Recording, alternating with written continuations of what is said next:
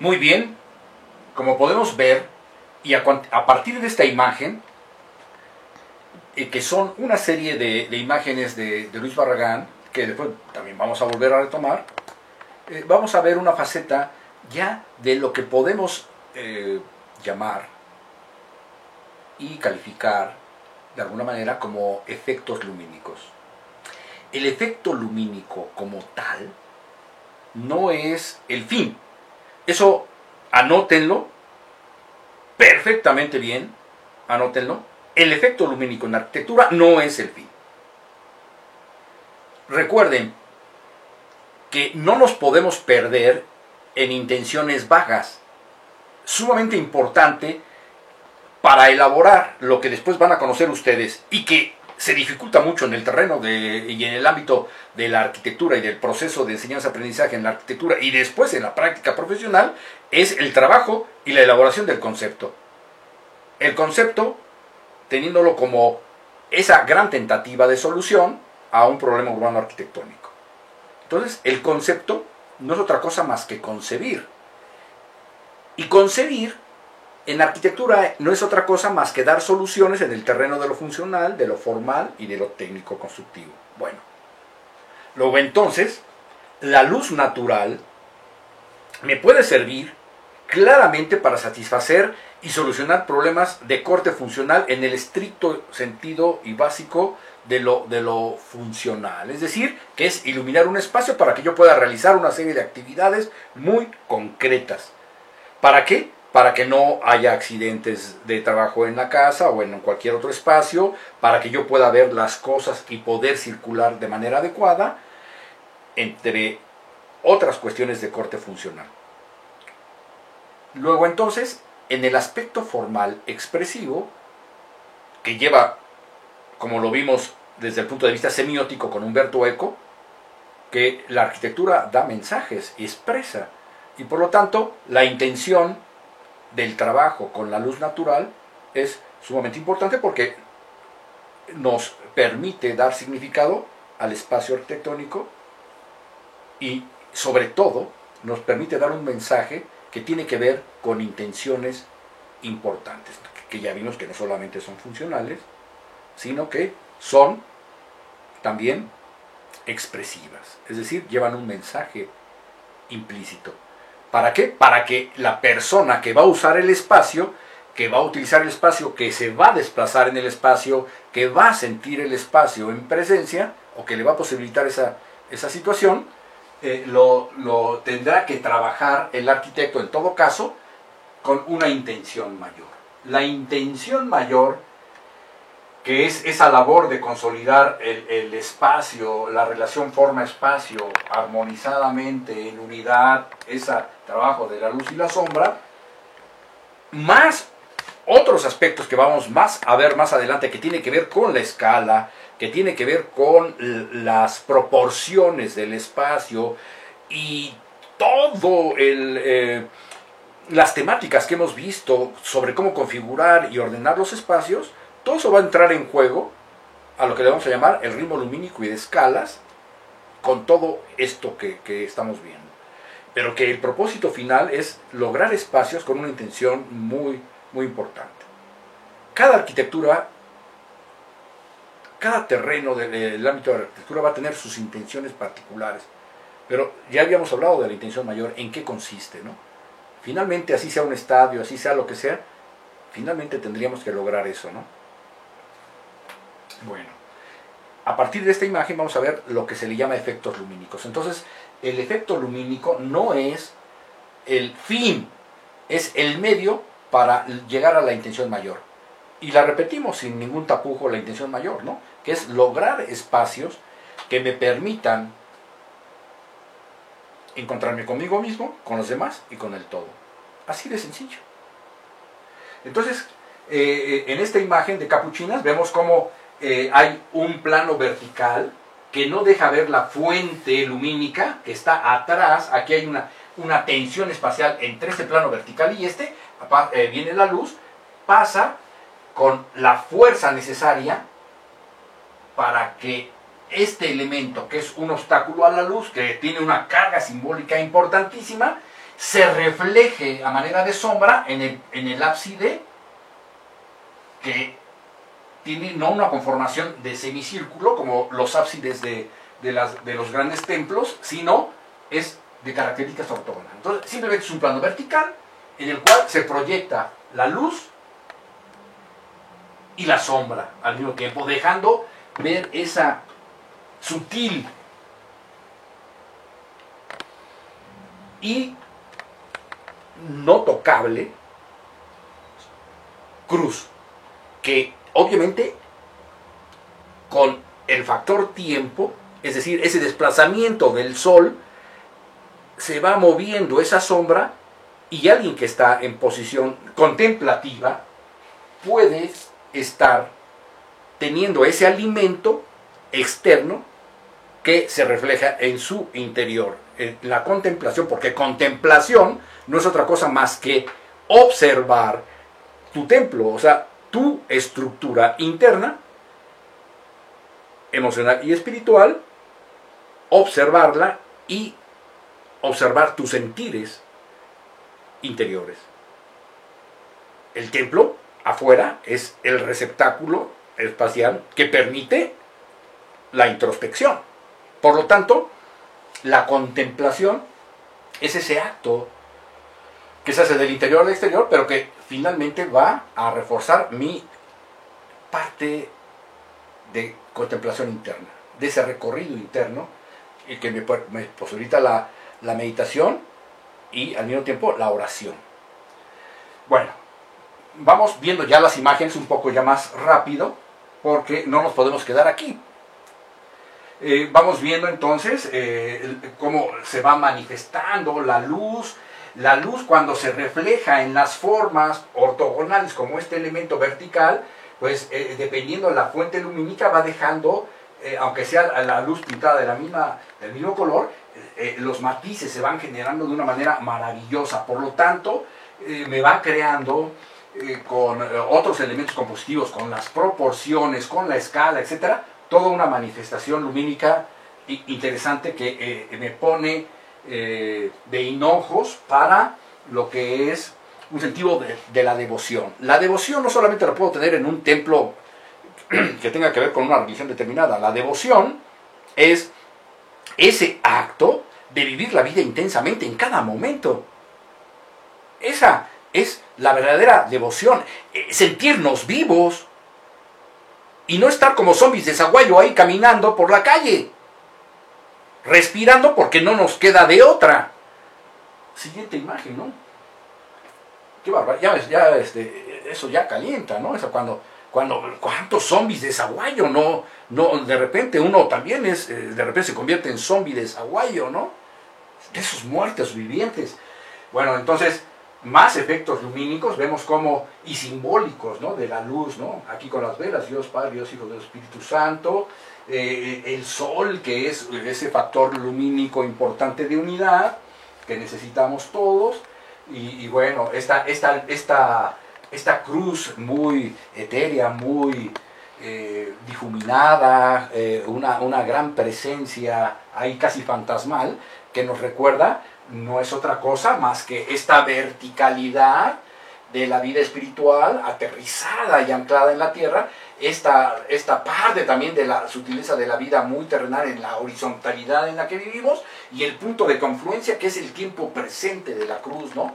Donde Cristo, cuando muere, pues es prácticamente ese momento en el que Él se presta a la... Él de repente dice, ¿no? Dios Padre, ¿por qué me has abandonado, no? Dios mío, ¿por qué me has abandonado? Y en el momento en el que cede Él y permite que las cosas sean como son, se da ese poder de resurrección, ¿no? Que se da en el punto de estar presente, y que es un momento de unificación muy importante. No lo vean como una cuestión religiosa, esto podríamos abordarlo más en clase, es algo que también ya hemos platicado, pero que finalmente por aquí pasa gran parte de lo que es ese significado de la cruz, ¿no? La siguiente imagen, por favor. Bueno, vemos la cruz exenta, más efectos lumínicos, la siguiente.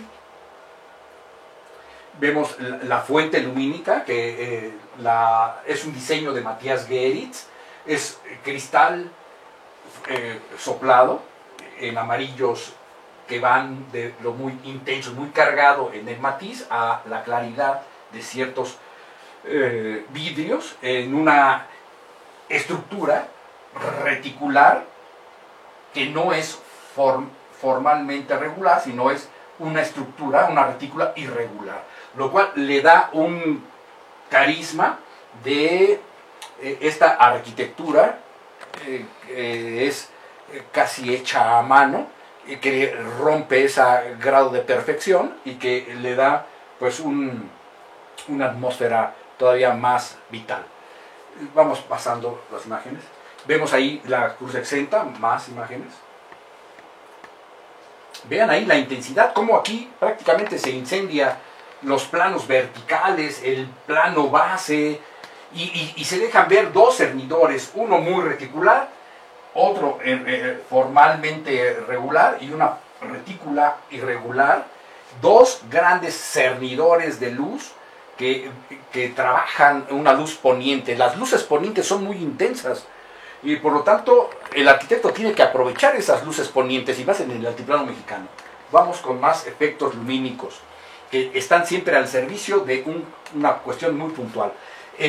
Vemos aquí el tríptico de planos que conforman el altar. Esto es una síntesis de lo que es el altar barroco de novohispano, donde las grandes proliferación de formas, la línea curva en todas sus manifestaciones, con diferentes planos y relieves trabajados, con una profusión inmensa de formas, aquí Barragán lo sintetiza. Vamos a la siguiente.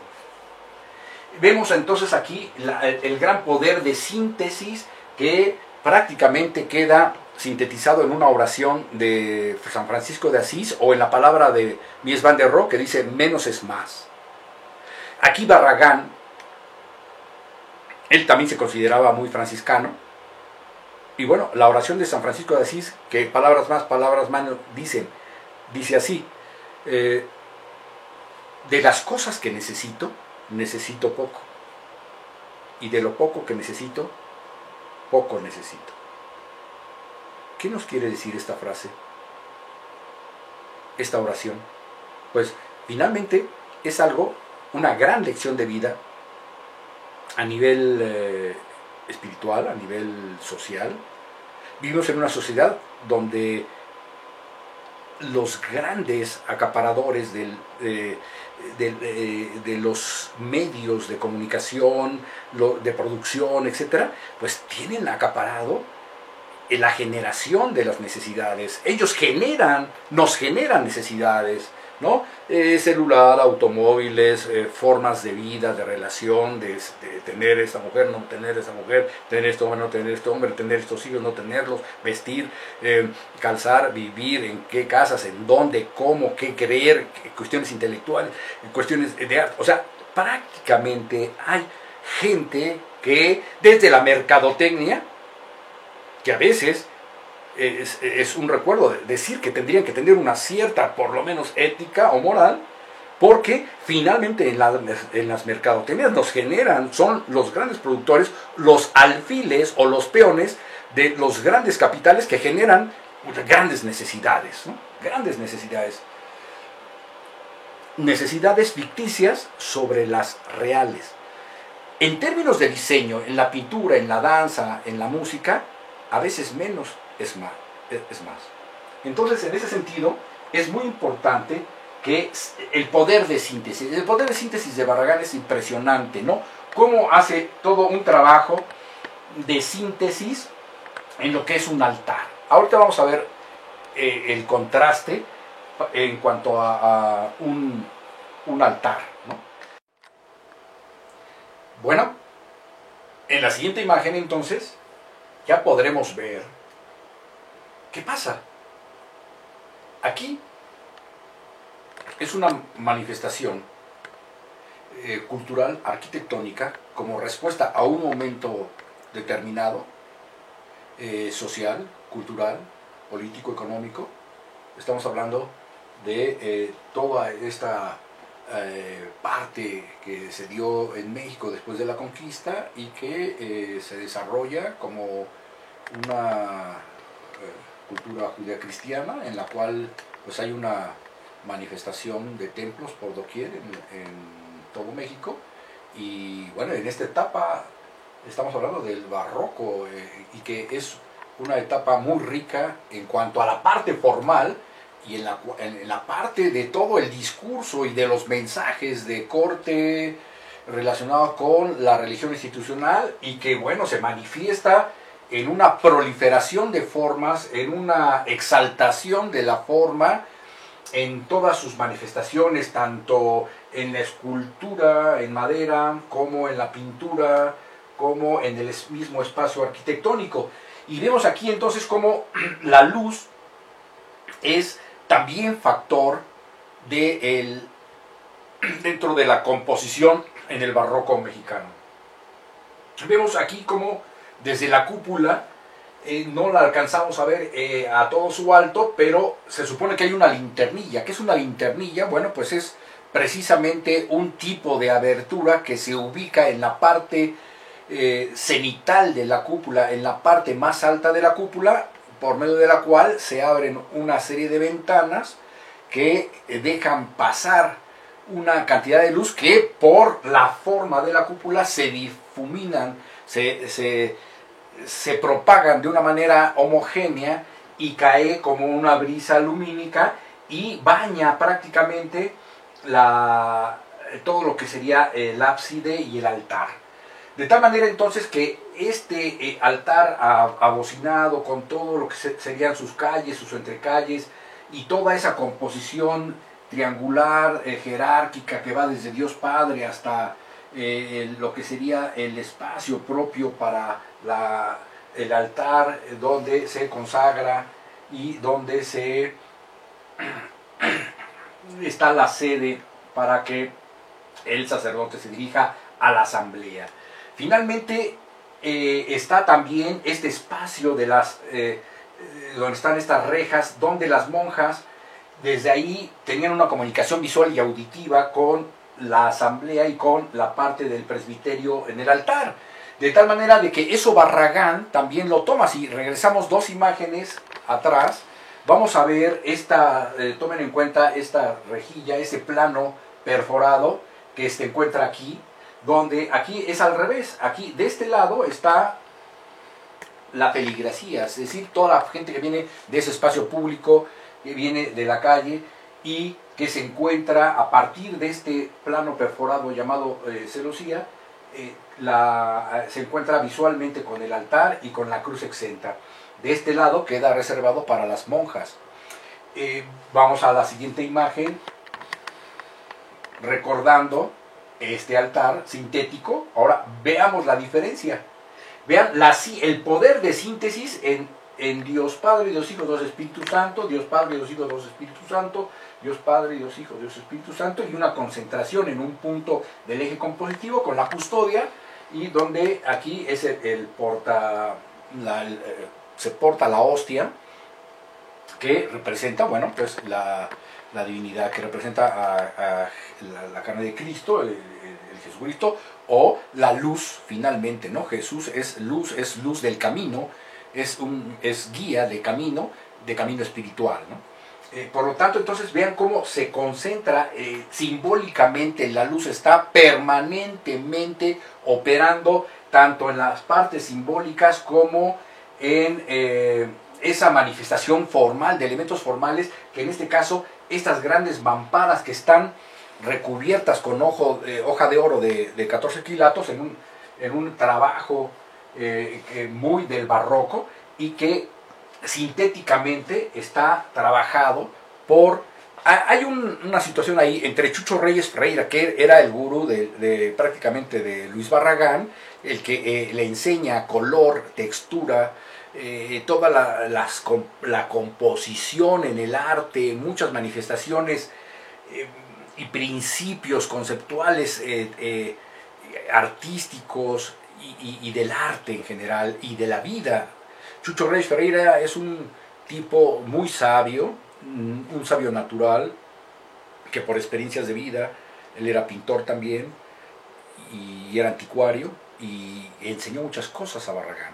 Y a toda esa generación, entre ellos también con las aportaciones de Matías Gate, parece ser que hay una situación en la que este tipo de trabajos en paneles de madera con el famoso estofado, me parece que es con la puesta con hoja de oro, que es esa síntesis que se trabajó en el barroco, la trabajó Matías Geritz, pero por ahí se dice que Chucho Reyes Ferreira fue el que da esta manera de trabajar los paneles de una manera sintética. El tipo era un cuate muy iluminado en el sentido del arte y pasó muchos tips a Luis Barragán. Incluso lo cita en su discurso cuando gana el premio Pritzker. Cita a Chucho Reyes Ferreira como una persona a la cual él se debe, Luis Barragán. Pasamos a la siguiente. Vemos entonces aquí cómo sintéticamente, aquí está prácticamente todo el discurso del altar en oro. Barragán lo sintetiza prácticamente en pocos elementos, ¿no? Está también la reja que comentábamos, y bueno, el trabajo de la luz que reverbera sobre la superficie de oro, ¿no? Siguiente, por favor. A continuación, bueno, aquí regresando a esa reverberación, ¿no?, de la luz de las velas que estaba en los altares barrocos, y cómo entonces la luz va vibrando y serpenteando entre la luz y la sombra, creando una situación un tanto bucólica, un tanto de cierta serenidad, de cierto embrujo, esa es la palabra, cierto embrujo, que lleva a las personas a estar en una situación un tanto meditativa, un tanto la predispone hacia la devoción. Devoción que le permite a la persona meditar o hacer oración, o estar un tanto en contemplación. Vamos a ver ya, para cerrar esta sesión, porque las siguientes sesiones, la siguiente sesión va a estar encaminada de crear una cápsula de puros efectos lumínicos en diferentes obras arquitectónicas y en diferentes manifestaciones de vida cotidiana del ser humano. Y los efectos lumínicos, volvemos a repetir, no son una finalidad en sí mismos. Deben estar al servicio de la intención mayor, ¿no?, de esa unidad de la luz y de la sombra, con una labor para consolidar y armonizar hacia esa intención mayor, ¿no?, para poder entonces trabajar la luz y la sombra como recurso fundamental en la calidad de la relación forma-espacio. Entonces ya estas imágenes cerramos y nos despedimos de esta sesión para dejar esa cápsula hacia lo que vendrían siendo los efectos lumínicos, ¿no? Pasamos 2, 3 imágenes y cerramos esta sesión. Vemos entonces aquí la celosía esta donde están los feligreses y cómo se ve al fondo la cruz exenta y ese gran muro prácticamente incendiado, ¿no? A mí cuando me tocó ver esta escena fue realmente conmovedora. La fotografía realmente no nos dice gran cosa. Hay que visitar el lugar y hay que hacer arquitectura viva. Dejamos hasta aquí y proseguimos la siguiente sesión con una cápsula de efectos lumínicos para tenerla como parte de lo que es la iluminación natural, como parte de lo que es la luz natural, y posteriormente dar paso a lo que es la luz artificial, que también es un tema muy importante. Más adelante vamos a ver lo que es la escala en términos generales, y que junto con el ritmo y la manera en la que se van ordenando y conjugando y relacionando y uniendo y articulando los diferentes espacios, nos va a dar finalmente lo que sería un recorrido, y el gran recorrido, donde las mejores arquitecturas se definen y consolidan y se conforman a partir de recorridos. Vamos a ver en su momento también qué son los recorridos, qué es el recorrido y el ritmo lumínico y de escalas, que finalmente son el gran poder que tienen los arquitectos para poder hacer magia en el espacio arquitectónico, buscando esta intención mayor. Con esto cerramos la sesión y nos vemos para la próxima. Sean felices, no salgan de casa, cuídense mucho y cuiden a los demás. Ahí estamos.